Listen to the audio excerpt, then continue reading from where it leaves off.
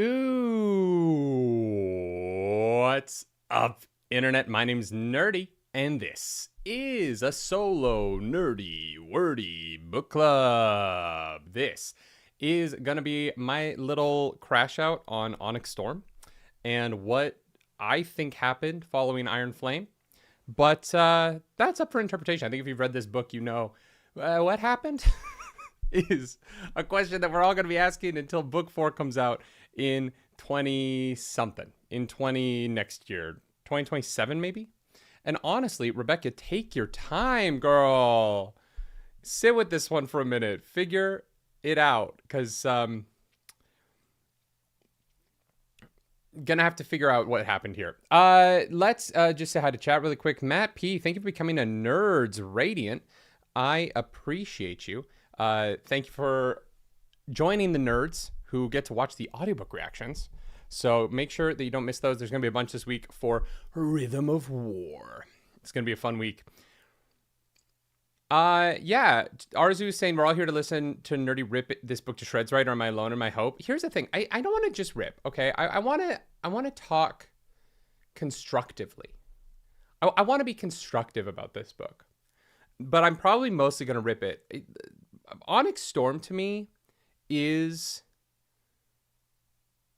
How do I want to start this discussion? Because somebody who loves this series might click in and be like, wow, he just hates this series. Why is he ripping into everything about it? But the reality is that, like, Fourth Wing is an enjoyable read with some fun lore, some cool dragons. It's not particularly deep, and it's not trying to, like, have great themes, right? But I enjoyed it. I had a good time. I felt like once we got past the threshing, I really wanted to get to the end. I wanted to be on that ride. And the twist at the end was fun. And I was excited for the sequels to the series, right? Iron Flame, to me, has a really rough first half in the school that is repeating a lot of the beats of the first book and failing to really complicate what it means to be in second year at all. Second year just feels like first year again. The classes didn't have any more depth to them, so you don't really learn anything more about it. And it's just sort of this holding pattern to get past Varish and get them to Eratia. And then in book 2, in Iron Flame, once they get to Eratia, and like the second half of that book, I thought actually dealt with more interesting things, right? I thought that the Eratia plotline was fun.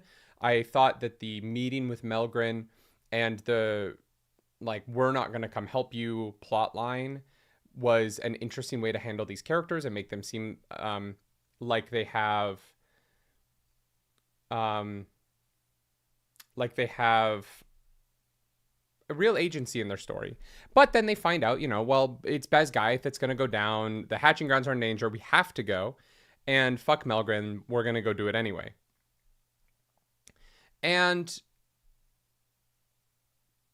the reality of the end of Iron Flame is that they do save... There's great moments, right? We save the school, but the wards have to be kindled by the flame of Violet's mom's life in order to stay alive. Sloane has to be a siphon, and there's all these cool beats at the end of the second book that I was excited to see them explore in the third book when they go back to Eratia and go back to their school and do their thing.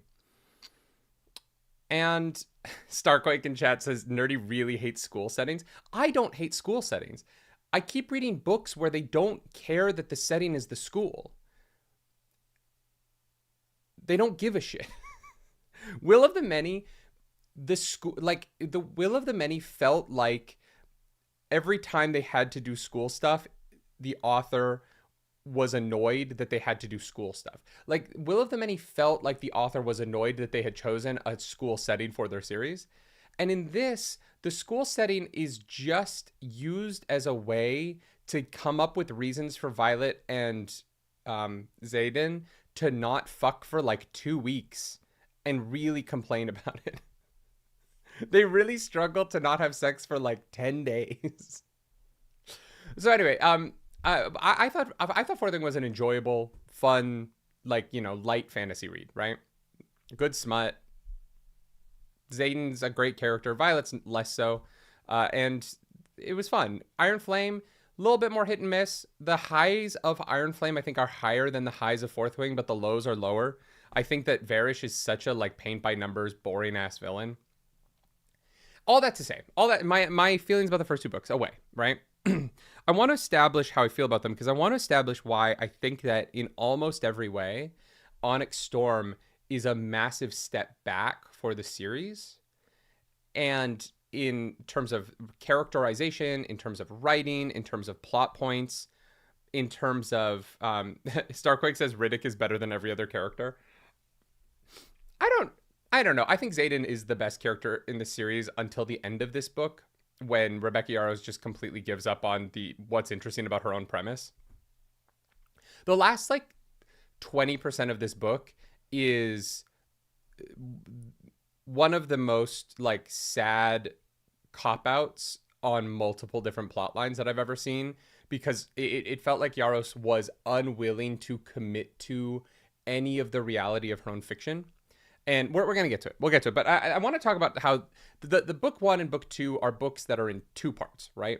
Book one is pre-threshing and post-threshing. Book two is the school stuff and then the Erasure stuff. They both culminate in big fights where the team of Fourth Wing has to get into the Venin fights, and they have to survive against all odds because the Venin are wildly more powerful than they are in almost every single way. Fabu Moose, thank you for that super chat. Onyx Storm can feel like soaking the whole time with zero jump humping and a weak orgasm everyone sees coming. Yeah, yeah, a little bit. You're not wrong. This book doesn't do the two parts that Iron Flame and Fourth Wing do, right? This book is really in three parts. Those parts are at best tangentially related, and our characters' actions in those parts don't lead to the next part. This book, more so than the first two, is events in an order that do happen, but don't like have consequences or have any sort of... The book doesn't build momentum because nothing leads to the next thing. Part one, we'll start there. Part one is they go back to school. Violet Sorngale is back at Bisgayeth. And despite the fact that they just led a revolution, they just left, Violet Sorngale is now the dragon rider of an iridescent dragon. And she is ostensibly the only character who matters in the book in a way that is really frustrating. Like, it's really frustrating. This book has all of these characters with superpowers, but they've heaped all of the powers that actually matter on Violet. And don't worry. If you were like, but does she get more super special powers in this book? She does. She does. Not only is she the lightning wielder, not only does she have the biggest dragon, not only is she bonded to the very special Irid dragon, but we also find out that Violet is a dreamwalker, which is the most powerful intrinsic skill. We also find out that Violet was dedicated to a god, which gives her powers? Maybe? I don't really know. She's able to wield the dagger, the stone dagger of Dune. Can anyone else do anything, right? No. Can fire wielders burn the venin? No. Only Violet's lightning can do that. Can anyone... Zaden can kind of do stuff because his shadows are apparently very strong, even though his shadows are only strong enough if he is using them to become venin. He's actually not that powerful. He just has the ability to turn venin when the plot needs him to. Sorry, spoilers. Full book review. Part one of this book is where I knew immediately that the train was off the rails. In part one of this book, Violet has to go to the commanders to find out if she can go on this mission. She want her and Andarna, they want to go find the Irids, right? They want to go fly off to the islands and figure out where Andarna's kind has gone. And they have all of the leverage in this scene in the world. They're not under the Bezgaev like chain of command anymore. They have the only Irid dragon. They are the only people who can fix the ward stones. They have fixed the ward stones multiple times. Like the Bezgaev War College chain of command people are literally terrible at their jobs all the time. Genuinely, all of the time. They are god awful at it. Melgren is a waste of space as a person. He is not a good general ever on page. This is my recommendation to all writers, but particularly Rebecca Yarros. In book 4, give Melgren one thing that he does that makes me as an audience member thinks that he's a capable general. In book 1, having characters say that he's a good general and then having all of his actions be nonsensical and useless and stupid every time he's on page does not make him seem like he's the good general that everyone said. It makes him seem like he's an idiot. And the problem with that is because you've written that he's a really good general, and then when you write him on page, he's never good at his job, it actually doesn't make him seem like an idiot. It makes you seem like you don't know how to write him, right? As an author, if your characterizations of characters are drastically different between how they are described by a consistent set of people, right? And they're inconsistent between the way that they're described and then the way we see them, the actions they make on page. What that tells us is that you want us to feel a way about them, but you don't actually know how to write them in order to make us feel that way about them. That you can't show us why that person's a good general. You can only tell us that they are, because you actually don't have the technical ability to convince the reader through your writing of that character that they are who you say they are. And the reason why this is important, is because the biggest problem with Fourth Wing, the first book, is that the twist at the end is that Melgren and the generals have been keeping this secret from the riders. And we are now 2 books past that point, and they're losing this war like crazy. And no one is blaming the generals for not training them to fight Venin, right? Rebecca Yarros has created a world in which the population of warriors, right, the front lines fighters, these dragon riders, have all gone to school for the job that they are being asked to do. But because of the desire to keep Venin a secret, none of them are trained into how to fight against other dragons and trained into how to fight against signets. They're going to start that training after they're already losing the war. And this is the easiest fix in the world.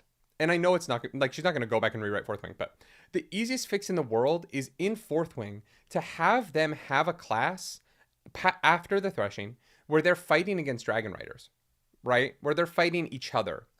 And Violet keeps commenting on the fact that the class doesn't make any sense because they're never going to fight dragon riders out in the wild. Why do they have us do this? This isn't useful. Why would dragon riders are never going to turn on each other? You set that up in Fourth Wing so that when they find out about the Venin, the generals and the leadership of Bezgaev have been secretly preparing for the Venin War while still maintaining the secret. It would at least allow for the good guys in these series to have some footing to fight any of these fights on. But instead, because Melgren and Violet's mom and these characters kept the secret in the dumbest way possible, we are reading a series where Violet is the girl who can do stuff and everyone else is a liability. Everyone else is just the potential to become venom, right? To add to the ranks of our bad guys. Because you have not trained your soldiers for the fight that they are going to fight, and you send them out outmatched against an enemy that is always more powerful than them, all you have done is set up a percentage of your fighting force to not have the ability to withstand the magic and to become venom, right? You have established a liability ground and not a fighting ground. And that is a real problem, right? That just makes me think, oh, well, all of the adults are incompetent. And if all of the adults are incompetent, then I have to get enjoyment out of just the kid characters overcoming the fact that this writer doesn't know how to write adults, that this writer can't imagine people with emotional intelligence. And I that sounds mean, and I do understand if people are like, hey, that's kind of like a below the belt criticism, maybe, but I do mean it, right? I think that Rebecca Yarros is incapable of imagining adult emotional intelligence into her characters. And so instead, what we get are snide, snippy, mean girls as the generals. We get Regina George and Gretchen Wieners, and we get the like popular girls, and that's the personality that's given to all of these adults. And in Iron Flame, Varish was a bad kind of carbon copy Dolores Umbridge-esque character. But Varish isn't in the whole book, and Varish is kind of the only adult that really matters. And so having him be this like low emotional IQ character didn't bug me as much. We only get the one scene with Melgren. We only get we get a couple of scenes with Violet's mom, but she you know, she's not much of a personality outside of like, I just want my kids to be alive. And so I didn't notice it as much. It didn't bother me as much in Iron Flame. But in this book, we spend a lot of time talking to these adults. And they are just cardboard for Violet to push past. They're just problems with no stakes in the war, no capabilities. Every time we go fight the Venom, there's no one over the age of like 24 doing anything of value. And there's generations of writers in this book. There has to be people who are better with their signets than the fucking 20-year-olds that we're following. And we never see them do anything good. Because if they did, I feel like Rebecca Yarros would genuinely is scared that if she makes anyone who isn't part of the like Iron Flame or the Fourth Wing like team, if any of them ever are slightly competent at anything, that it will detract from the book somehow. When in reality, like I want to see the war play out in a way where the good guys have heroes that our characters can look up to and become like by book 5, right? I want there to be people who are so fucking good at their jobs that our characters are like, wow, we're never going to be that good. So that in book 5, when they are that good, it's awesome. We grew. We became the best. Rebecca Yarros has, our team is the best. They're already the only people who are good at this. Everyone else is useless. And it's really disappointing. There's nowhere for Violet to go, right? There's no rank above she is already the only important character. And that's tough. Part 1 is really the part of the reason why I got so frustrated with the adults in part 1 is we're introduced to Captain, I keep calling him Captain Holt, but his name isn't Holt. His name is something else. It starts with an H. He is going to be the rider that's leading their mission. And we get this scene where they have a meeting about the quest. And Riddick keeps calling it Quest Squad, which is just not a good name. I'm sorry, Riddick. I like Riddick. I think Riddick's one of the like few interesting characters. But the Riddick really wants to be on the team. But anyway, so Violet goes to the meeting with the guy that she's being forced to have lead her, even though in the first meeting with the general, she gives up so easily. She should have pushed her advantage. She has every reason to just tell them, no, this is how it's going to be. I'm going to go back to Eratia. I don't need to be at Bezgaeth. Your war college never taught me anything of value anyway. Like, the fact that this book starts with them being like, we're just going to go back to Bezgaeth. And I'm like, but you just spent the second half of Iron Flame telling me that the Bezgaeth training was bad and that they weren't teaching you the right things and that the runic magic's in Eratia. You spent the entire second half of Iron Flame having the teachers in Eratia shit on the Bezgaeth way of teaching and say that it wasn't helpful, it wasn't beneficial, you were learning the wrong things, it was bad. And now that you've saved Bezgaeth, we're just going to go back to the school where you said the schooling was bad? We're just going to... Why? Why are you going back to Bezgaeth? What do you get out of that? We've established that you don't think they do a good job here. It can't be for the schooling. Wild. Ember Eyes says she needs more powers. That's the same as growth, right? More cool powers. Oh yeah, according to this book it is. So then she goes and she meets with the captain who is ostensibly leading their mission. And this guy is like, we're going to go north. That I want to go north. I think north is the way to go. And Violet's like, well, I think we should go south. And I was like, literally, this is, I want to be clear. The reason why Clarice isn't here is this is where she gave up. I think this is chapter 4 or 5. This is where Clarice has given up on the book. Or, God, it might have even been earlier. This is where I almost DNF'd the book. Genuinely. This is where, the fact that I got past this was kind of a miracle for me. This is the dumbest conversation I've read adults having. And I am including Violet as an adult in here because she makes all the decisions in the book anyway. But there is no evidence that the Irids exist, right? There just isn't. Undarna thinks they might still exist. That's it. That's the evidence. They might still exist somewhere. And so they sit down to have this meeting where the captain is like, we're just going to fly north and fucking hope we find them. We have 6 months and the plan is north. And Violet is like, well, I have this nagging suspicion that we should go south. Because of course she does. She's got super special feelings because the Irids are magic. And I wanted to throw the book because I couldn't, because I was listening to an audiobook and I'd be just throwing my phone across the room. But why, as a writer, make the choice to have the characters have so little information that there isn't a path forward?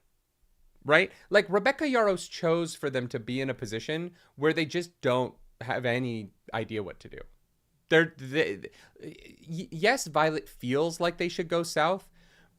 I get that she has that, like, gut instinct, but the reality in the book is that he is no more wrong for saying north than she is for saying south.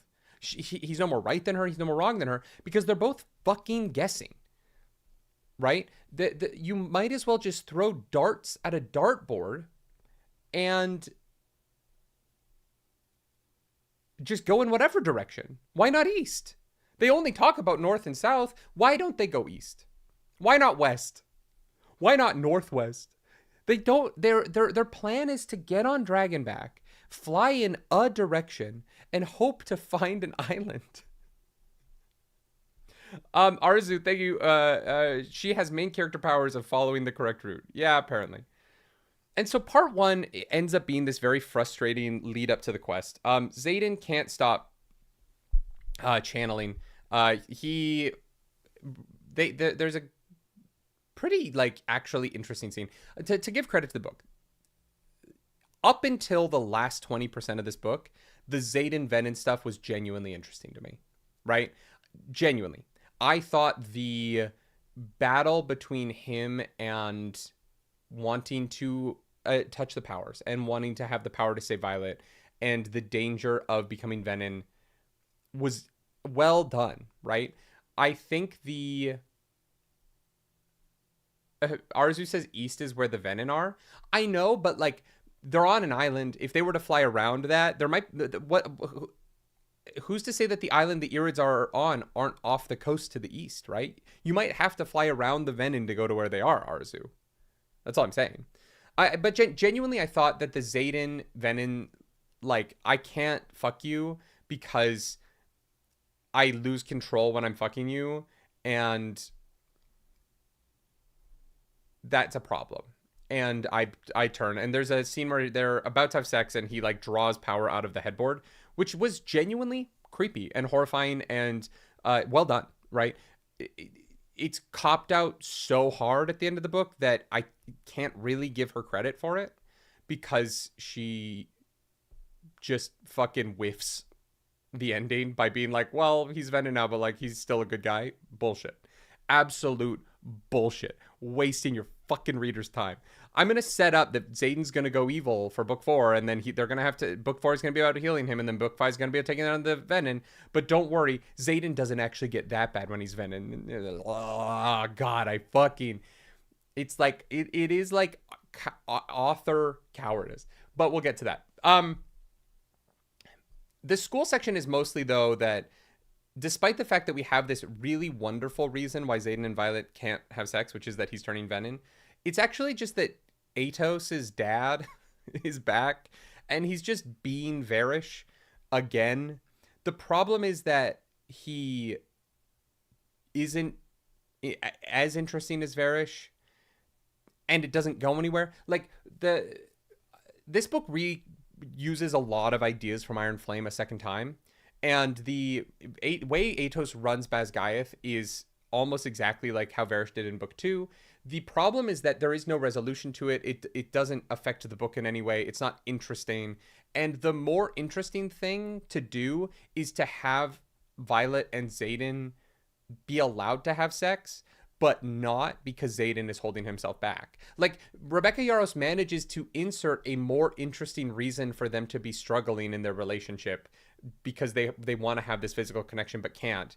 And instead she adds this other thing on top of it that just feels like a rehash of book 2 that doesn't matter. Like, nothing that Atos does in this book as their like commanding officer has much sway over the plot or over the characters' actions or desires.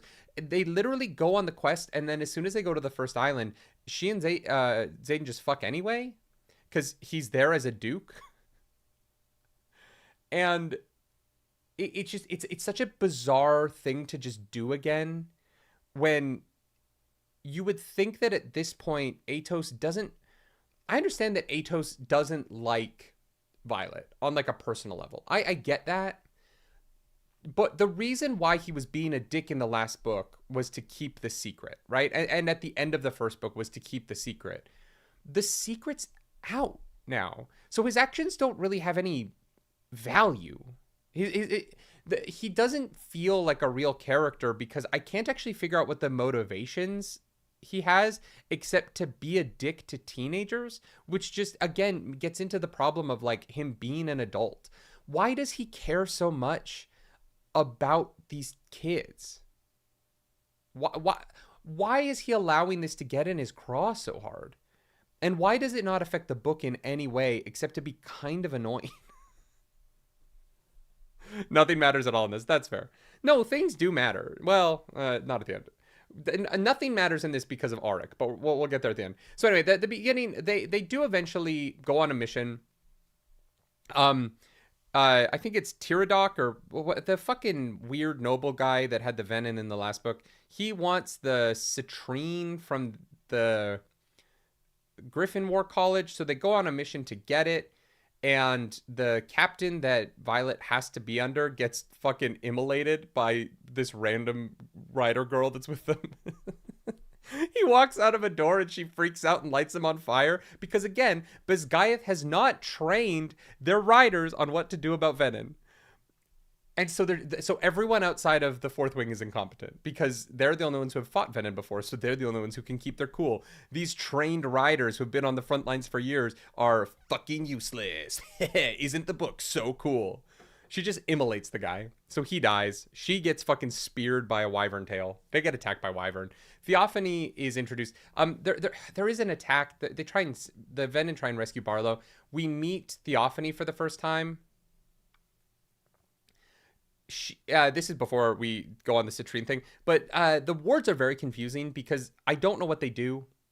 Theophany is able to like teleport out of Basgiath, even though the wards are up, which doesn't make any fucking sense because shouldn't they block her from being able to do that? I'm not really sure what the wards accomplish against the Venom.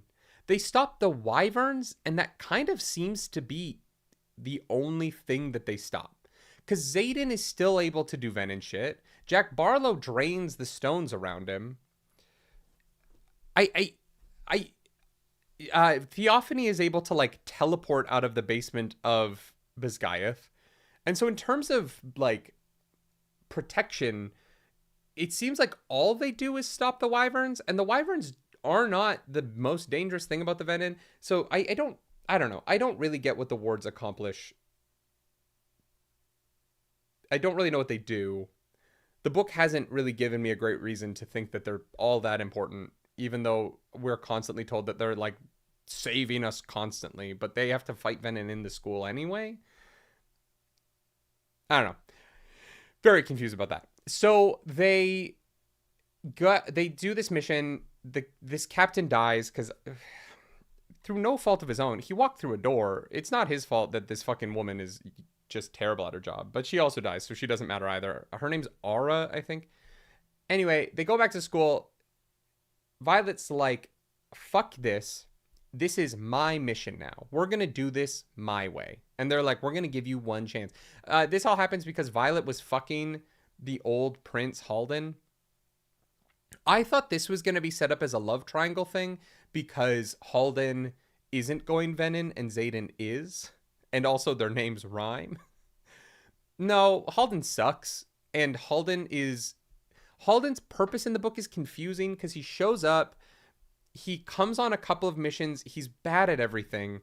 And then Auric is like, I guess it's to get Auric to reveal himself as Prince. But you could have just had Auric go on the missions from the beginning and just cut all of this shit. Rebecca Yarros doesn't do anything interesting with Halden being her ex. Halden just gets some people killed on missions because he's dumb. They start doing the island missions. The island missions are the biggest waste of time in a book ever. Violet never asks pertinent questions.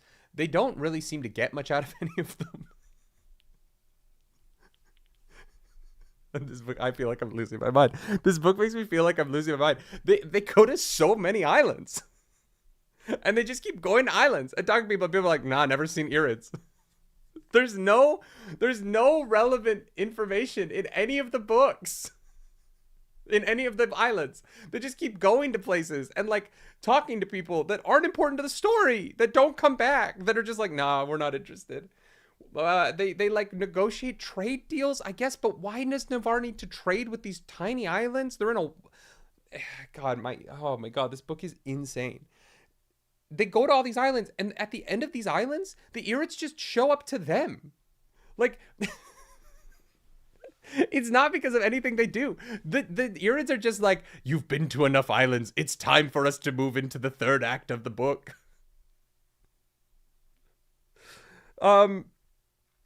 So this is part 2. The islands are part 2 of the book.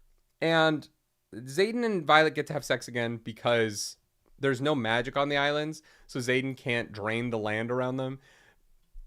I really loved the idea that because the magic doesn't exist, the islands are less colorful, and that like colors are more vibrant just kind of naturally to the human eye where there's magic. I think that's a really cool idea, and I want to give Rebecca Yarros credit for it. Everything else about this section is such a waste of time and is an attempt to add lore to this world that is so underexplained and so almost irrelevant. We spend time with Zaden's mom. We find out that she like left a contract marriage and didn't want to die in a rebellion because her contract was up. Wild. Zaden is real upset with her. It doesn't really matter.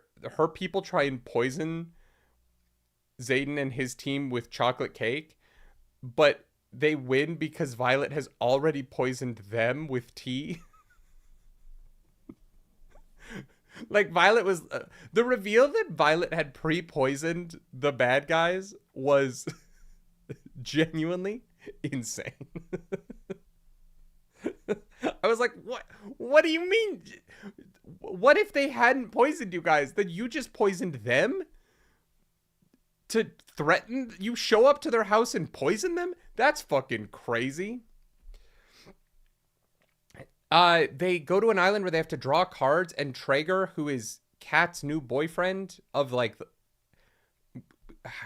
man, they introduced Kat's new boyfriend fast. Kat has thankfully moved on. You couldn't tell up until this point because she's still making Snyder remarks about Zaden. I feel so bad for Traeger, man. He is so into this girl, and she is constantly trying to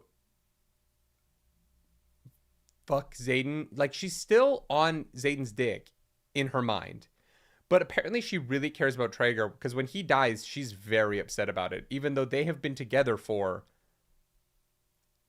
like a week? Like a week and a half? And during that time, she's still making comments about Zaden?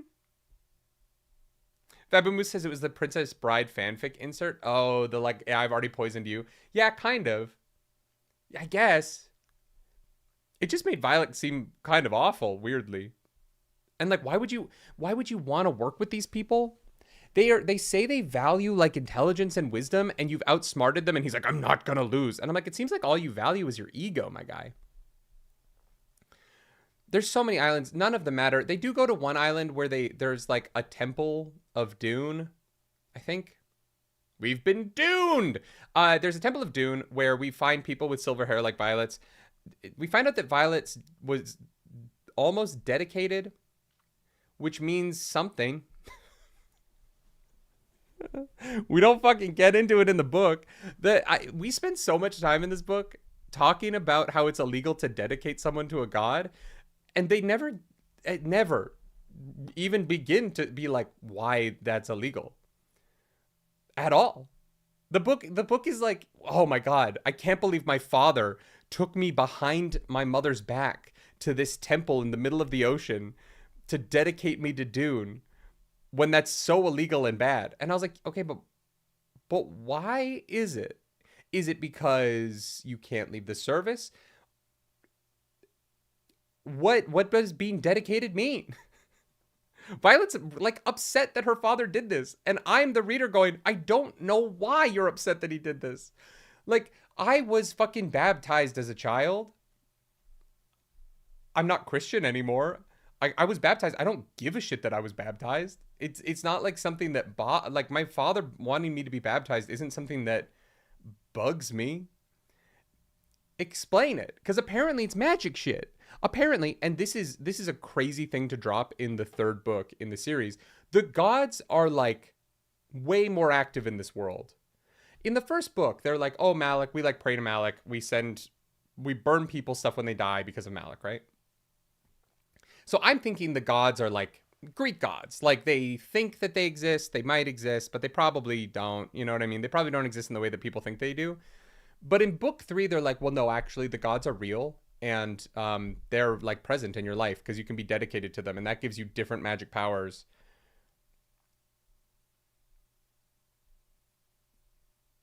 Maybe.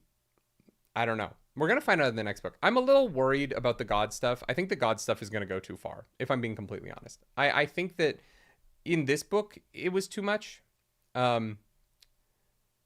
Theophany, it kind of pays off in that Theophany was a priestess of Dune, and she was dedicated, and she does miss it. Kind of. I think that the book just needed to either be way more about the gods or way less.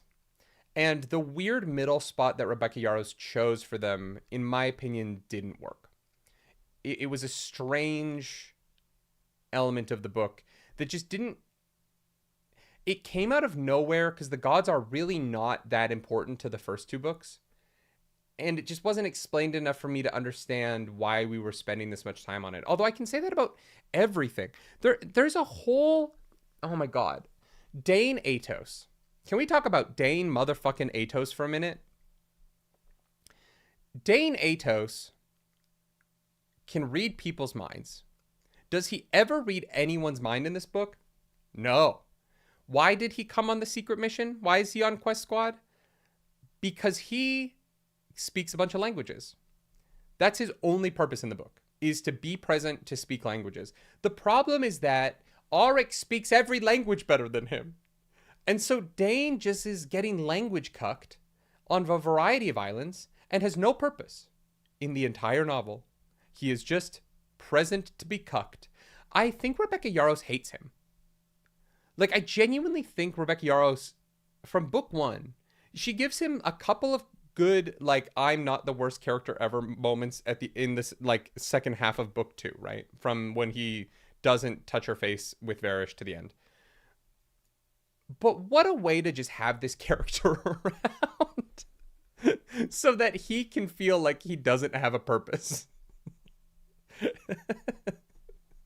It's wild. So eventually the Irids show up. And they are like, you guys are violent. We don't like you. We're going to leave. Andarna, you can never come hang out with us. And Andarna's like really sad about that, rightfully. They also are like, you have a Venin with you. What the fuck?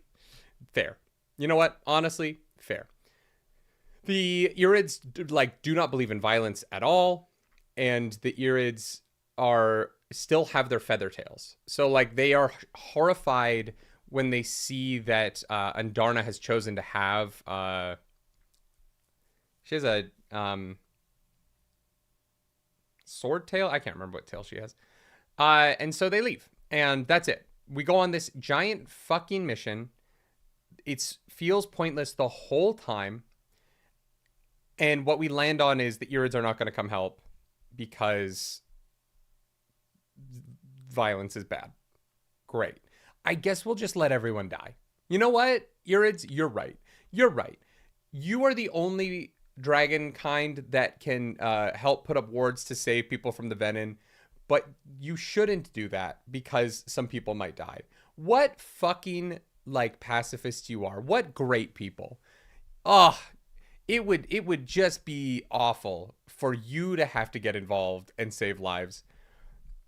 And genuinely, fucking all the Irids can die. They can all just starve to death on their tiny fucking island. Because if your point of view is like, I am a pacifist, which means that I am okay with people who are violent dying, you're not a pacifist. You're just a coward. That's it. This series has too many fucking cowards in it.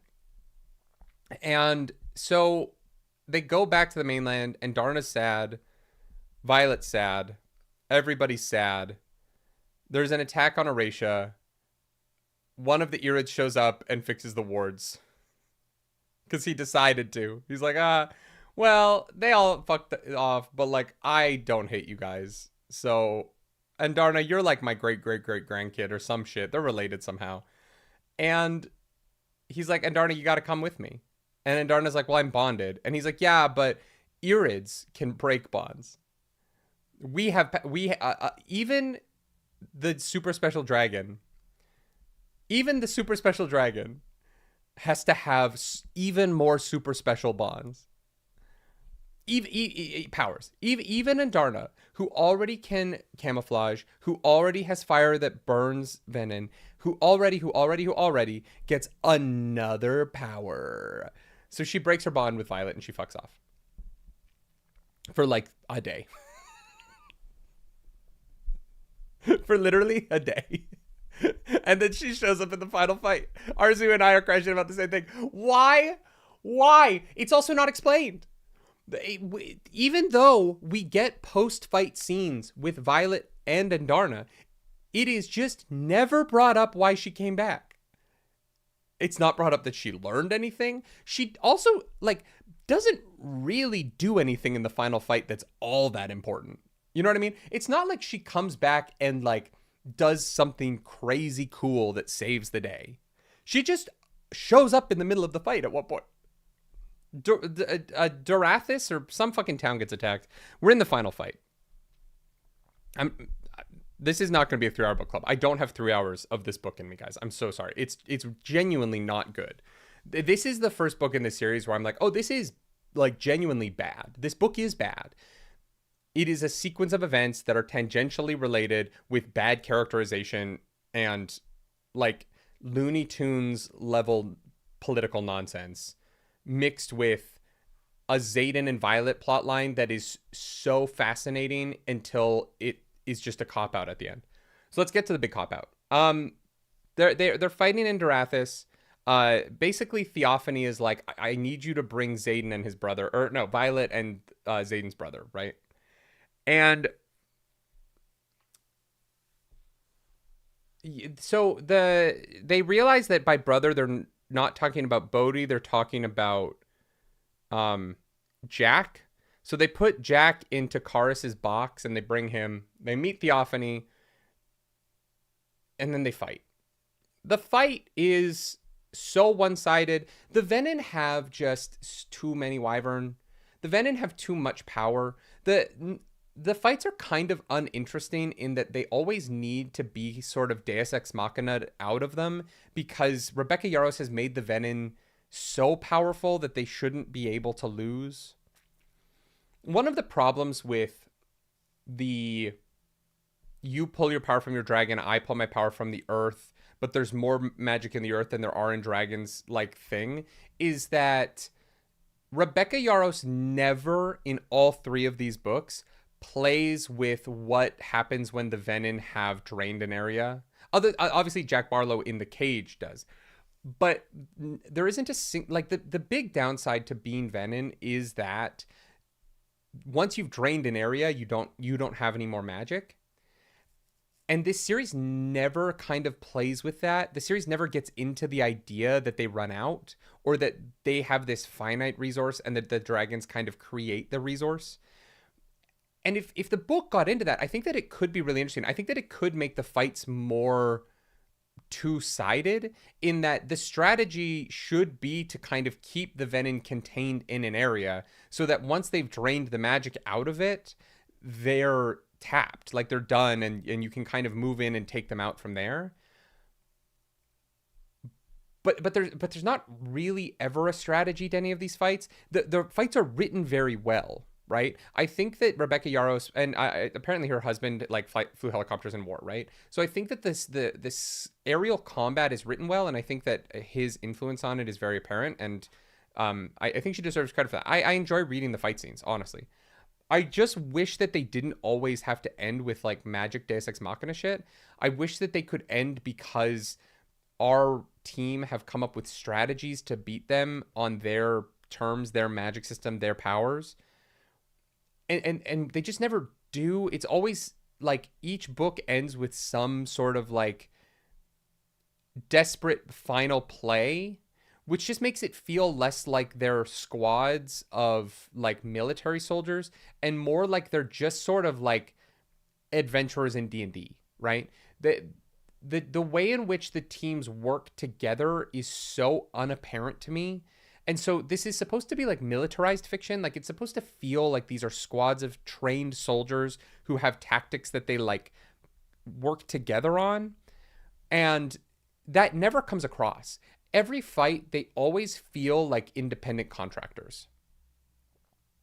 And that's just a little bit disappointing to me. I think that if you're going to do the military college thing, then having them have like techniques and strategies that they work together, and maybe the only reason they're able to win fights against the Venin is because the Venin are independent contractors and our militarized people have formations and they have like teamwork, and the Venin struggle with teamwork. But the Venin don't struggle with teamwork. The Venin are actually work really well in tandem with one another because they are connected to each other and they have to do what their leaders say. And, you know, there's no independence to them. but there's independence to our writers. And so our writers are trained, but don't ever use their training. They're in squads, but they don't really fight as a squad. They have signet training, but they have never once tried to figure out how to combine their signets to work together, right? All of these things go into our team just feels like they're not good at this. They're always desperate, and Violet has to bail them out. And that is interesting in the final fight in Fourth Wing. It is not interesting in the third book, right? It isn't, you can't just do the same beat every time and expect me to maintain the same level of interest. You have to vary it. You have to show that all of this time at the school has taught them something. You have to show that Mira is good at something because she's been out in the world, but she isn't, right? Mira gets fucking sliced in the neck here, and Mira's the trained soldier in this. Mira's the frontline warrior, and her role in this book is mostly to complain about Violet, be like kind of admonishing towards Violet, and then be a liability at the final fight. She doesn't do anything of value. Brennan heals. That's kind of valuable. But like even Mira, who is ostensibly a part of our team, does not do anything in the entire book that makes it feel like she's been on the front lines for a while. She doesn't build up any sort of mystique. She's just Violet's sister. That's it. She's a liability, like every single character that isn't Violet and Zaden. And that was rough. That sucks to me. Arzu says, I also hate that at the end of the book, when we get other POVs, it's blatant emotional manipulation. Like, why not give us these POVs earlier to build up instead of right before death? Well, and like, we get the other POVs at the end of the book, but they're so pointless. Like, Imogen's POV chapter is nothing. It's just like, she's like, Imogen's POV chapter is so confusing because it doesn't move the plot forward. It's just to show that Imogen has a girl that she has a crush on who's dating somebody else who dies. Okay. Have we met the character who died before? I don't think we have. Like, genuinely, I thought that Imogen and Garrick were into each other. But apparently Imogen has this, like, other person, Quinn, who I have no idea who Quinn is. Rhiannon's was really pointless. I really didn't know why we got Rhiannon's POV in the chapter that we did. Very confusing. And so we get to what you guys, if you followed this book club for any amount of time, you already know this is going to be my least favorite part of the book. You already know. You know me. I'm consistent. Sloane, who is here for some fucking reason, shows up with a package from Auric, the prince. Inside is a Dune dagger made from the pillars of the Temple of Dune, I think. And a note where he's like, hey, I can see the future, and if you use this, you can kill her.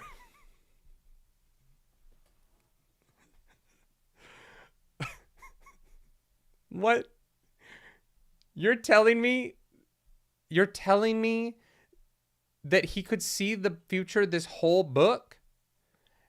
And he didn't warn them about the poison chocolate cake. He didn't warn them about the fucking cards. He didn't warn them. Like, Auric, the reveal that Auric is a precog, which they call a precog, which felt out of place to me. Precog, to me, is a sci-fi term, not a fantasy term. Granted, Rebecca Yarros uses very, very modern language. But precog, my first opportunity, or the first time I heard the word precog was Minority Report. And so I think of it as like a futuristic series word and not a fantasy series word, but it works. Like, it is the right word for what he does, right? But the prophecy thing, it's not even really a prophecy, right? Like, he just sees the future. And so the books are pointless because Auric should be the main character and he should just solve everything because he can just see what's going to happen. Which sucked. Like, genuinely ruined the whole book. And the book is bad. But to end on Violet has learned nothing. Violet has no idea how to beat Theophany. Violet has not improved or grown as a person to beat Theophany. she just gets the right dagger at the right time from the guy who saw the future is as fucking awful an ending as anything could be to me. And look, I get it. Other people like prophecy shit. I know I am in the minority on this. I but even if you like prophecies, this is bad. This is just, it's so fucking bad. And I finished the book from this point because I was at this point. I had gotten here, right? But I try not to, like, I know that I can be heavily critical of things, but I try not to be critical of people very often, right? Like I try not to say like the author is not good at their job. But I actually think that Rebecca Yarros doesn't deserve her success now. And I feel awful for saying that. But like she's a fucking multi millionaire now because of these books. And like she should have to pay that back. Her audience deserves a refund. This is terrible. It is the exact kind of amateurish writing that should keep you from being published until you figure out how to get better. And I cannot believe that she went with Auric can see the future and just brought the magic weapon that she needs for this moment at the right time. Go kill Theophany, girl. It deflated anything interesting about the end of the book. Why should I give a shit about any of this if Auric can just see it before it happens and tell us how to win? Fabumu says, I like a good prophecy. This isn't even a prophecy. It's just a spoiler. Yeah, no, 100%. No, 100%. It's not really even a prophecy. It's just Auric shows up, gives her Sloane gives it to her, but Auric sends her the dagger and she kills Theophany with it. Fucking great. Come back for book 4, where Auric just tells them what to do all the time because he sees the future. Well, actually, we all know what it's going to be, right? Book 4, she's going to introduce the Venin that can see the future, and then that Venin and Auric are going to cancel each other out, and so this power won't have any value moving forward. It will be negated because, duh, you can't just have this power in your novel. You can't just have someone who knows what's going to happen all the time. Unless the book is about that and about the like, you know what I mean? Like, you could do a precog. Minority Report is a great example, right? Minority Report is about precognition, but it treats the precognition as the problem, right? It gets into how dangerous it would be for people to be able to see the future. Book 4 of this either has to be that every time we want to do anything, we just ask Auric if it's going to work, or she creates a like power that cancels out Auric, which is, I think, what she'll probably end up doing because she loves to fucking add new powers. On the other side of this, Skepcat says, great writer discussions about how books like this are so popular. Is the popularity all it takes to be good? What does it mean to say it's a good book? Here's the thing. Onyx Storm isn't popular because it's good. Right? Onyx Storm Onyx Storm made money because Fourth Wing is a phenomenon. Skepcat. Onyx Storm didn't come out and then people were like, wow, this book is a banger. Let's all get on board with Fourth Wing. Everyone was already on board with Fourth Wing and frothing at the mouth for Onyx Storm, right? And the problem with Onyx Storm is that I actually think Fourth Wing is a good book. Right? I enjoyed it. You know, I think it has problems. I don't think it's perfect, but I think it's good. I think it's fun. I think it's like, I enjoyed it. Fourth Wing didn't feel like I was like raking nails against the back of my retinas. And so I don't have a problem with the fact that Onyx Storm sold well, but it sold well on the promise of, I want more of what Fourth Wing was selling. And in my opinion, Onyx Storm is not more of what Fourth Wing was selling. Onyx Storm is a significant downgrade from the quality of Fourth Wing. And Iron Flame to me is both an upgrade and a downgrade. I think Iron Flame is both better than Fourth Wing in some ways and also worse than Fourth Wing in others. But at least it had things that were better than Fourth Wing, and so I didn't feel like it was a total waste of its audience's time, right? This book to me does nothing better than the first two books. It is an inferior product in every way to the first two books. And so to say like Onyx Storm is a good book because it sold well isn't actually fair, because it didn't sell well on its own merits. It sold well on the fact that the series was already popular. And I don't think it's going to matter. I think that the majority of people who love romantasy like this don't actually engage with the books in an actually meaningful way, right? I think that the majority of people who love Fourth Wing, and I only say this because I've like gone through the Reddit a little bit. Now that I can't be spoiled or anything, I've gone through the Fourth Wing Reddit. I've gone through some of the like fan communities online. There is a lot of people, if you go to the Reddit, who straight up don't understand the book at all and don't care. They love it. Like, they literally post like, I don't really understand what's going on in Onyx Storm, but I love the relationship between Violet and Zaden so much that I don't really care. And I think that because in this modern age of like 8th grade reading level smut being so widely published, the people who have an 8th grade reading level who love this smut are not going to be discerning enough to stop reading the series. Like, I think book 4 is also going to sell very well, even though book 3 is far more criticized than the first two, even among like people who love it, right? Even among like the like avid Redditors in the fan Reddit. Onyx Storm was not received nearly as well as the first two. There are people who love it, right? And and not everyone who loves it is for the very mean reason that I just said, that like they're dumb, which is basically what I just said. I basically said like, well, they can't read very well, so this book is a stretch for them. But those people buy a lot of books right now, right? There's a reason why a lot of bestsellers are the publishing companies behind a lot of these bestsellers ask the authors to dumb them down a bit. And I know that this is happening. I know that 8th grade reading level is the choice that they go for. Like, that's where they want these books to hit, is about an 8th grade reading level. And it's why I'm saying 8th grade specifically, is because that is the like target that book publishers think that these books fit into.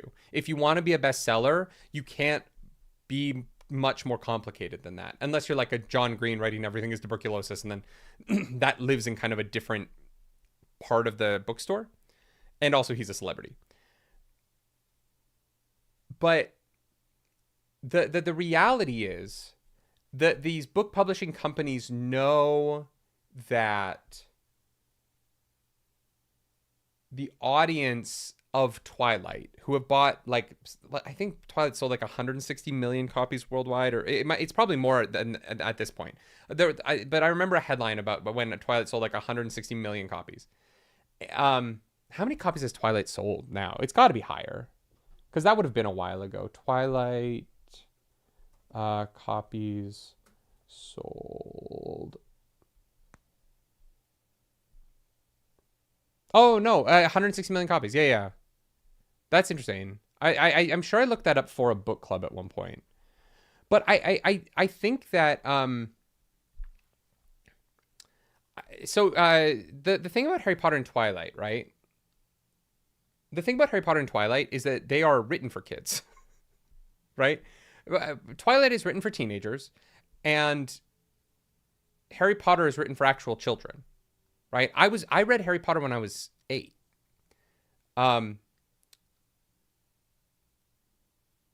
The problem is that a lot of this smut romantasy stuff is written like the publishers know that the people who are adults who read Twilight never got more capable of reading than the quality of Twilight's writing, right? And I think Twilight is far from terribly written, right? I don't hate Twilight. I think that people rag on Twilight too much. I think it gets worse as it goes on, but I think the first book is actually it's a good book. Even New Moon has stuff in it that I think is a fun read. And Eclipse. Honestly, the only one that I think is bad is Breaking Dawn. But I think the problem with book publishing is that my generation that loved Twilight so much wants sex books, wants to read porn that has the reading comprehension level of Twilight. And the reality is that when you can't write above that level, you trade off a lot in your characters. You trade off a lot in your ability to describe people complexly. And why I think Twilight is such a huge series and why it's so successful is that it's Stephenie Meyer, right? Is her name? Stephenie Meyer wrote really great adults, wrote really like complicated relationships. She has some weird shit. She's got some weird ass Mormon shit in those books. I want to be very clear. I'm not defending everything. Jasper being a Confederate soldier is a wild choice. But Carlisle feels like an interesting adult human who has an actual adult perspective on the world. Renee is an adult character who has she's a bit of a mess, but she feels like an adult. She feels like she has something going on. Her dad, Bella's dad, the fucking cop, he is an adult character who feels like an adult on the page.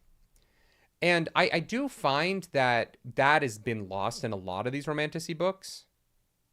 Everyone just sort of feels like a college kid. And it's a little concerning to me. I think that the book talk girlies who love this stuff and can't like the book talk girlies that are like, well, if it doesn't have smut in it, I don't want to read it. Like, you're not really a book reader at that point, right? Like, you're just addicted to porn. There is a point where if you don't like a book unless you can masturbate to it, you have a porn addiction. Not like you're not a book fan. And it is a weird line, because I think that you can love smut and not be a porn addict. I'm not saying that I like smut. I read smut, but like I also read like Anna Karenina. You know what I mean? Like I can read Tolstoy, or I can read a play and enjoy just the act of reading a play. I can read a children's book to my nephew and see why that's entertaining and see the value in it, right? I will happily read books that don't have sex in them and also enjoy books that do have sex in them, right? I can read the darkest, dirtiest smut you can come up with, and I'm not going to blink an eye. I grew up on AO3 back like in the mid 2010s, right? I have seen the worst the internet can come up with. I've read the Draco Harry M. Preg fucking / fan fiction, okay? I've been there. I fucking copy edited fucking Draco Harry M. Preg fan fiction. I'm not saying that smut is bad or that like you shouldn't enjoy it. It's okay to love smut. Fucking take out your Kindle, put it on the thing that like hangs it over your bed, put a vibrator to your clit and go to town. I support that. I am concerned that there seems to be a growing number of people who can't read unless that is their reading experience. That's the only kind of reading they are interested in doing.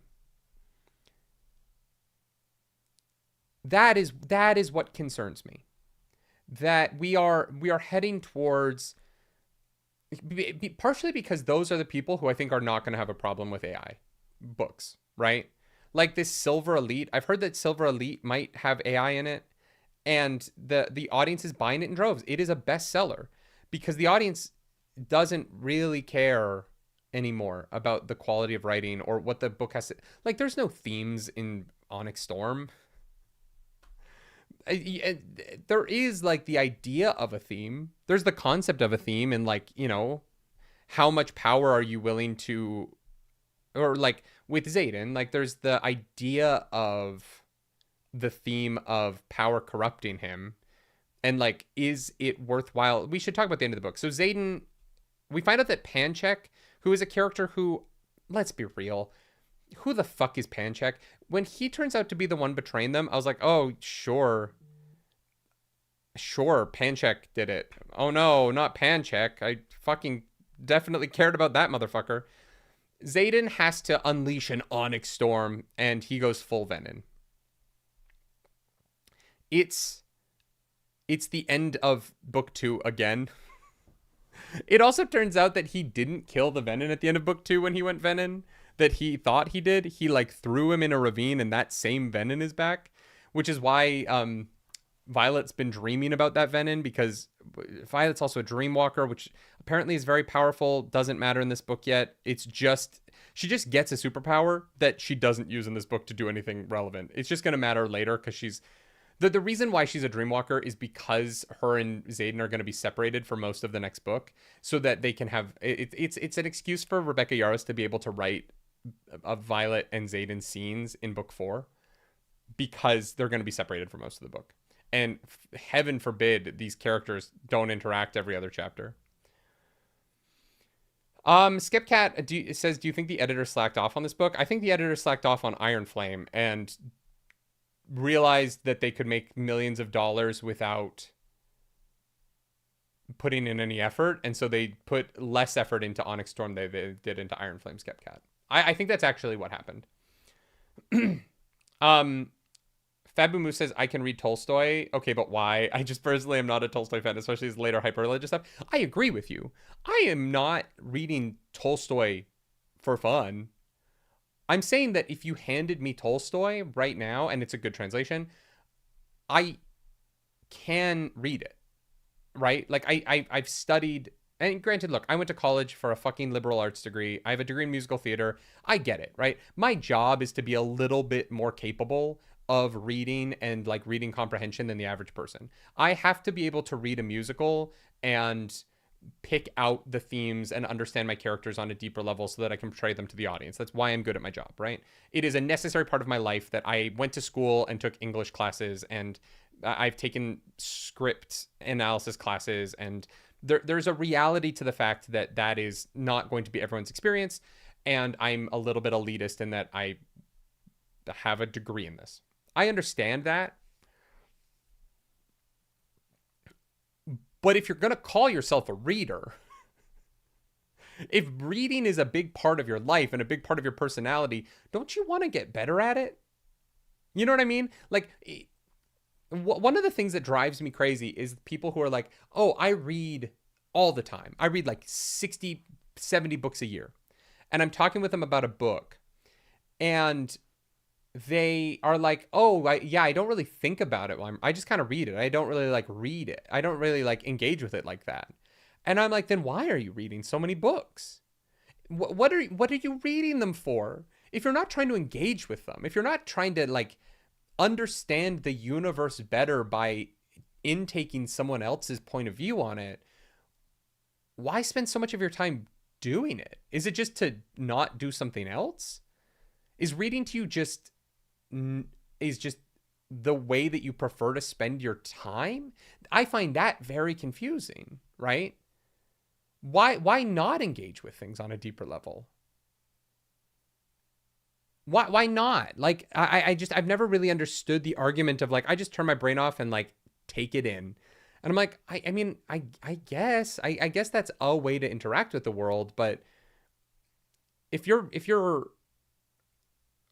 doing that to 50 to 70 books a year, that just seems crazy to me. It seems crazy to put that much effort into reading and get so little out of it. I don't know. Wanra says, I heard Rebecca really fought for the ending despite advice from her editor to change it. That is the sign of a great author. No, I need the ending of my book to be bad.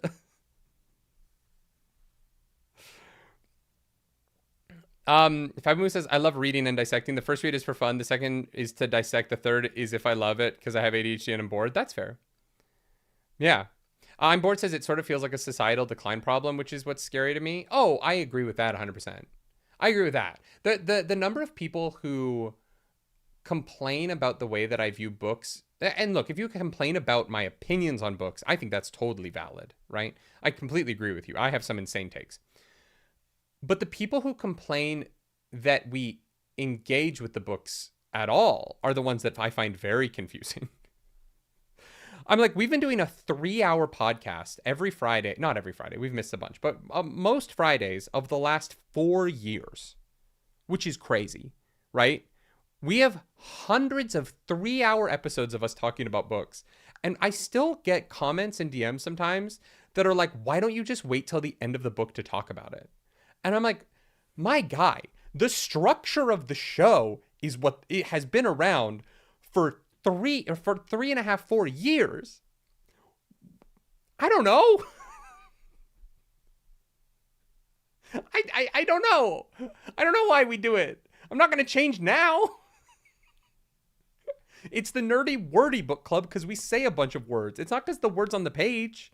It's wordy because we can't stop talking. Anyway, I gotta like at least get to everything in the book out that bugged me. So Zaden does the Venom thing again. And I was like, hell yes. This book was not good. But Zaden is gonna be evil in book 4. That's really interesting. We finally got to the most interesting thing in this, the most possible interesting thing in this series, which is Zaden is going to be Venom. Awesome. And he's not evil. He still has his personality, and they come up with a plan. Someone else has gone Venom with him, but we don't find out who, because I guess we needed another cliffhanger. It's either Bodhi, Garrick, or it's got to be either Bodhi or Garrick, probably. But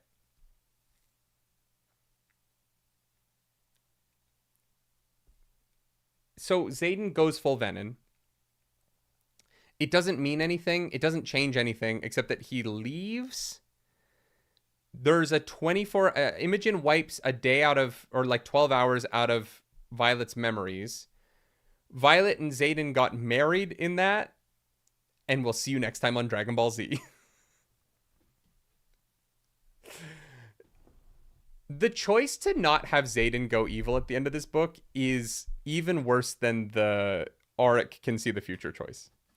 Like, you've spent 2 fucking books building the Venom up to be this, like, problem that we're trying to cure and that Zaden can't hold back from and that he's gonna fall. And, like, the language in the book is that, like pieces of him are flaking away every time he channels, like, bits of him leave him. And at the end of the book, he does the big moment where he goes evil, and he's going to be evil for book 4, and it's going to be sick, and like Violet and Zaden are going to fight, and it just is like, no, actually, but like, because he's Zaden, he's still Zaden.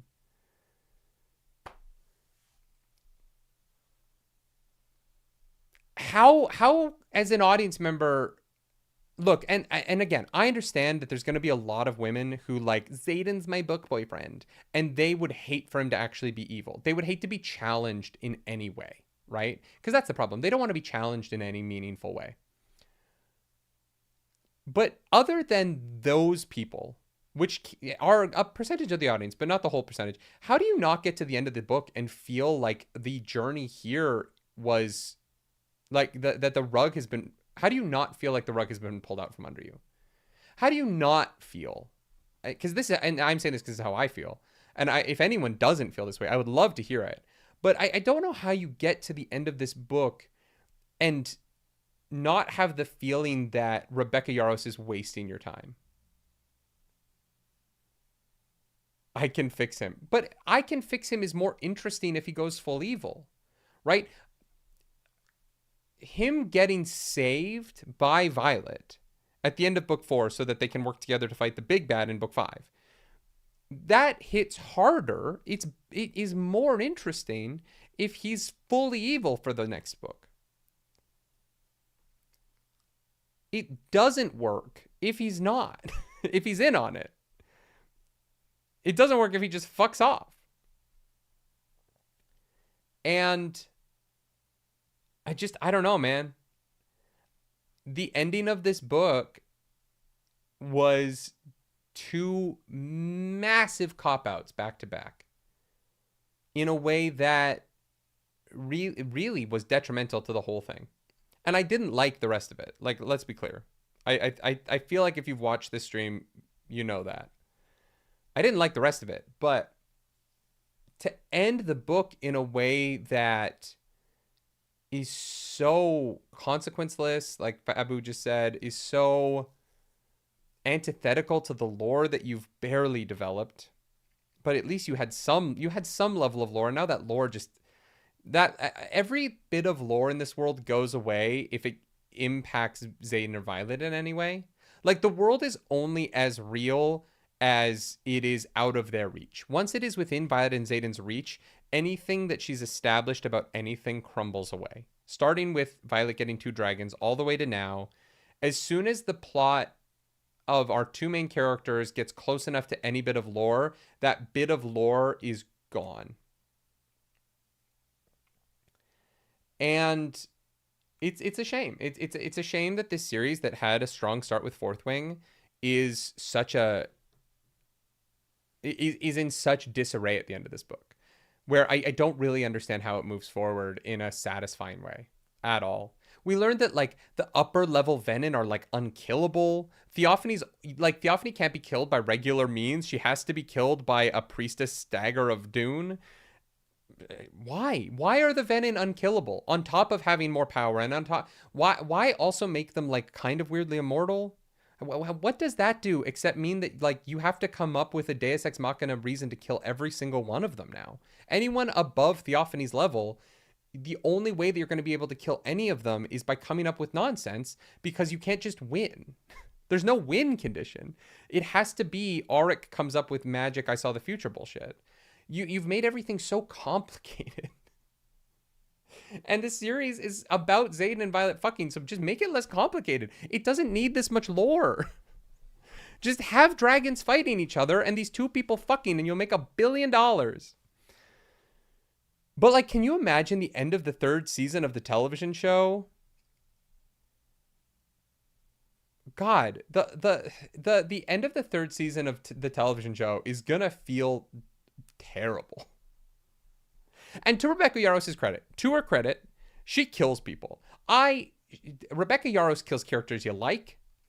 She is not afraid to kill people, and I appreciate that. I think that the level of death in this world is very realistic, and I want to give her credit where I do think it's due, right? She doesn't cop out on death. Mira survives at the end, but I don't mind that. Like, Sloane's powers being what they are, and Brendan's powers being what they are, Mira surviving makes sense because the healer is standing right next to her when she drops, right? I'm not going to complain about her being healed by a healer. I understand that's how his magic works. But, like, Quinn dies. Traeger dies. These characters die throughout the book. It's not like they keep everyone around just to keep them around. Onboard says a lack of perspectives that challenges them, I would guess. Yeah, for sure. Arzu says, if you want a book boyfriend gone evil with full author follow-through, you should try Vampire Academy by Rochelle Mead. Haven't there been, like, 2 different Vampire Academy TV shows?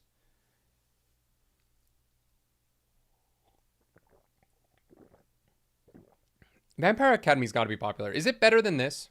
Not better than Onyx Storm, because, like, that's a low bar. But is it better than Fourth Wing? Because I would look, guys, I'm not against smut, and I'm not even against smut that isn't, like, super hoity-toity literature. I don't want to think that because I said, like, I can read Tolstoy that I'm against this. I'm not. I thought Fourth Wing was fun. I enjoyed it. I didn't love it, but, like, I enjoyed it. I really, really, really, really did not like Onyx Storm, though. And I think that it doubles down on all the worst pieces of the earlier books, cuts out a lot of the best pieces of the earlier books, and replaces them with, like, convenience nonsense that just is so poorly handled. And Darna returning after, like, a week just to be present at the final fight is one of the dumbest things I've ever read in my life. I genuinely, like, genuinely. And Darna's return is one of the dumbest moments I've ever read in a book. It's She's gone for a week. There's no reason for her to come back. There's no explanation for why she's back. There's no explanation of what happened while she was gone. She's not that relevant to the finale. She doesn't need, like, you could easily write her out of that return and just have her come back in the next book, and it wouldn't really change the ending of this book at all. Like, it really is shocking how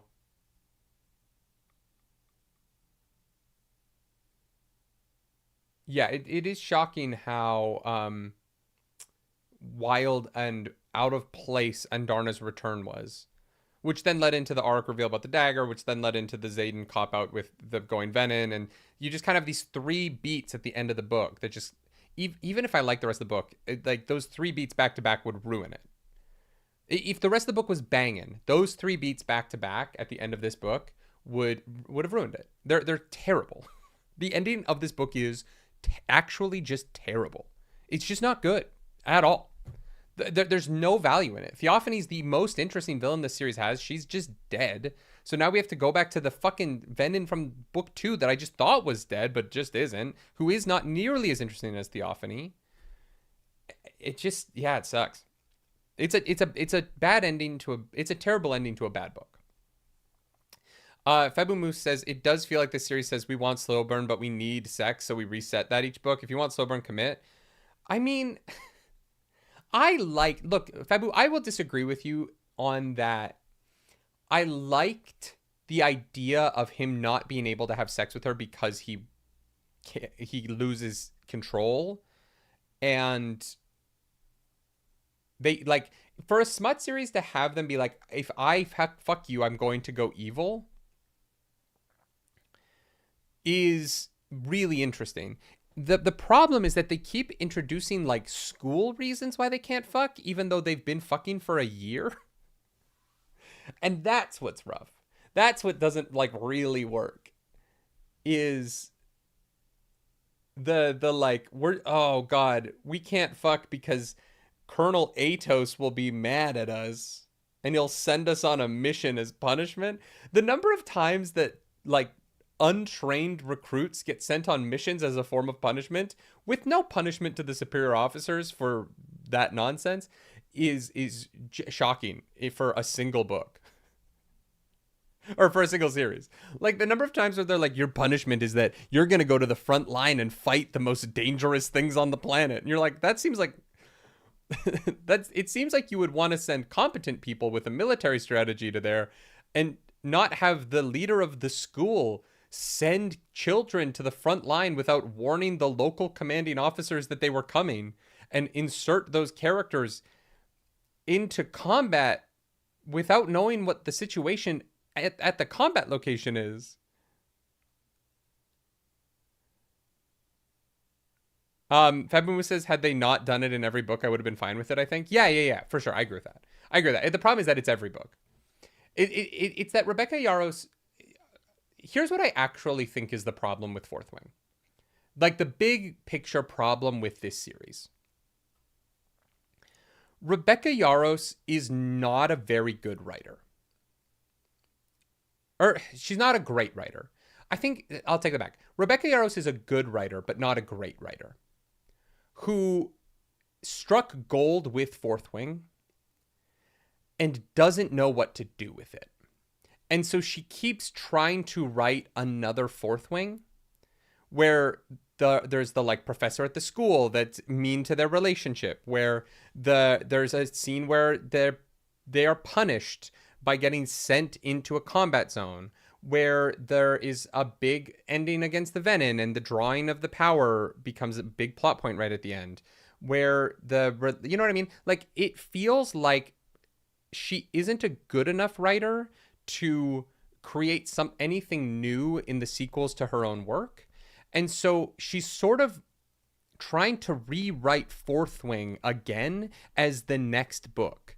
And the next book is just like what pieces it's like feeding a book into AI, getting the sequel from the AI, and then feeding the sequel back into the AI, and then getting that book, the third book, back from the AI. And so the third book is trained on the first book by way of the second book. And so you're in this weird problem of like, because she's not willing, she's able to, but she's not willing to move the series on from the tropes of the first book. The books are kind of, they feel like they're becoming diminishing returns on these ideas she won't get away from. I'm bored says that the story never really had a direction beyond be successful. Yeah, I agree with that. Fabumu says also, you were caught fucking, so now you two have to go together somewhere. Just feels counterintuitive, which matches the beat of the series. Yeah, I agree with that.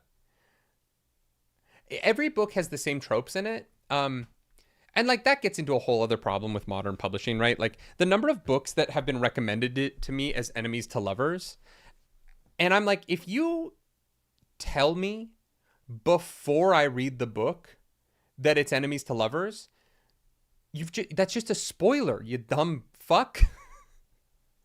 That's not a selling point. That's a spoiler. I don't want to know that she dates the enemy. I want to read the book and be like, which one of these two people is she going to date? This guy or this guy?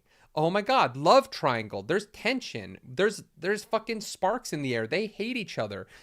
What's going to happen? But if you start the fucking blurb with in this enemies to, I know that she's going to end up with the person she doesn't like at the beginning of the book. Why would I read it? And this gets back into the problem with the like book talk girlies, right? It's these people who are like, no, I need to know the ending of the book before I start it. Because if it's not enemies to lovers, then I'm going to have to like figure it out for myself. What if I have to put some effort into figuring out the story as it's relayed to me? I just want to know that it's a one bed at the inn story. So that when I get to the one bed at the inn, like I get to like, I know that it's time for me to get my vibrator out. That's what it is. That's literally what it is. It's like, I need you to tell me beforehand when I can take out my vibrator. And just stop fucking spoiling the book. Come up with something interesting. I'll read it. I'll jerk off to the smut. Don't get me wrong. I will. I'm not above that. I just don't want to know when I'm jerking off before I get there. I'm bored says, what if she hates both of them? Hey, there's the twist.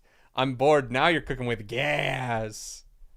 In my smut series, she's going to fuck both of the people she doesn't like. They're going to be brothers and they're going to Eiffel Tower her.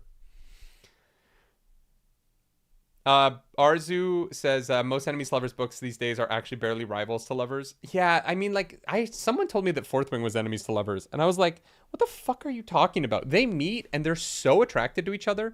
They're like enemies in that their parents did shit that was bad, but at no point in the entirety of Fourth Wing are Zaden and Violet not eye fucking each other. Like, she sees it for the first time and she's like, I don't care how evil he is. I would bounce up and down on it crazy style. She's like, I don't care which of his appendages go inside of me. He can put every appendage inside of me at the same time. No matter what fetish that man has, he can do it to me. Like, there's no, like, enemies to lovers, they have to actually, like, be true enemies. They have to be against one another. It's the same problem I have with this like spat of Dramini fanfiction that's becoming fucking canonized as like published books. None of the Dramini fanfiction is interesting to me because I know that it's Dramini fanfiction, so I know which characters end up together. I don't want to know which characters end up together until I see their meet cute. You know what I mean? Like, even like I get like in like a romantic comedy, like you're like, well, the two leads are going to end up together. And like, I know that they are. I guess that I do know that they're going to probably end up together, but like sometimes they don't. And that's interesting too, right? I don't know. I feel like I'm an old man yelling at a cloud, except like I like this shit. I just want it to be better than this. I just want it to be better than this book.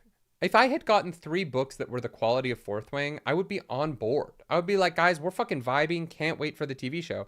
But now I can't wait for the TV show for a different reason. I can't wait for the TV show because, like, there's no way they don't change a shit ton. Let's talk about that. Let's end with the TV show because apparently it's coming. It's happening. We're getting a TV show of this. They have to change so much, right? Like, there's no way we're getting the TV show with everything intact. There's no way the TV show allows everyone else to be as pointless as the main as everyone else is in the books. Right? Also, like, they're going to have to cut so many characters. If you're a big Fourth Wing girly and you've gotten to this point in the podcast and you're like, I will not watch the TV show if they cut anybody, I've got really bad news for you. A lot of your favorite characters are not making the show. The Kraken Sacrifice. What is Katie Roberts? I want to read The Kraken Sacrifice. Wait, does someone fuck a kraken? I want to read that. Okay, I'll check out some Katie Roberts. But you know what I mean? Like, the live action television show of this, the sex scenes aren't gonna be great because they're not gonna be porn. Like, one of the weirdest things about adapting this into live action is they're not just gonna have like extended sex scenes. I can't imagine, right? And so what the audience of these books, I don't know what their expectations are going to be, but I really feel for the people who have to adapt this into TV. I do. I think that they have a fucking hell of a job ahead of them in terms of having to make, especially because Fourth Wing is so under-described, make all of Fourth Wing into something watchable. Like, take the elements of the classes and the battle briefs and turn that into a visual storytelling medium. There's going to be a level of the sexuality that has to be diminished because they're not going to film actual sex scenes, right? They're just not. So much of the like modern audience is so skittish about sex as it is. So to try and make what would essentially be straight up porn isn't going to happen. The budget for the dragons is going to be questionable at best. Although, based on my exploration of the Fourth Wing TikTok fandom, they are A-okay with AI. So it might be... they might just use a shit ton of AI and no one will care because, God, holy shit, do Fourth Wing fans have AI out the ass on their TikToks. Just gross. If you feed your favorite... Look, this is not my favorite series, but... And I've said some shit about Rebecca Yarros in this podcast, let's be real. If you feed Rebecca Yarros' books into AI to get AI art of her characters, you are not a fan of hers. You're a bad person. You suck. And like, I don't feel bad for you when bad things happen because you claim to be a fan of this person. You claim to love her work. You claim to love these characters and you're just making AI slop of them. It's awful. Just gross. But those people don't seem to care about AI, so maybe the TV show will just have AI dragons because fucking the reality of turning this into anything watchable is going to be really, really expensive. It's going to be a really expensive series. And I kind of can't wait. Like, I can't wait. Someone is going to come in, a team of writers is going to come in and read that book. Honestly, I wish I could be on that team. I would love to come in and be like, how are we going to fix this? How do we make this so that we don't take anything away from Violet and Zaden, but we don't make everyone else feel so pointless? And I'm genuinely curious for how that's going to play out. If Imu says, I will read The Kraken Sacrifice to just read a damn good book, or pull out a gem from the spank bank. It's that good. Great. I'll check out the Kraken Sacrifice at some point this year. Next up on our schedule is Tusk Love on Wednesday. I'm most of the way through it. It is not nearly as smutty as I thought it was going to be, based on how Jester talks about it in Critical Role Campaign 2. It's a very good book, though. It's well written. I like Thea Guanzon's... I hope I'm pronouncing her name right. I'm probably not. But I like her writing style. I think that she has a very like lilting and her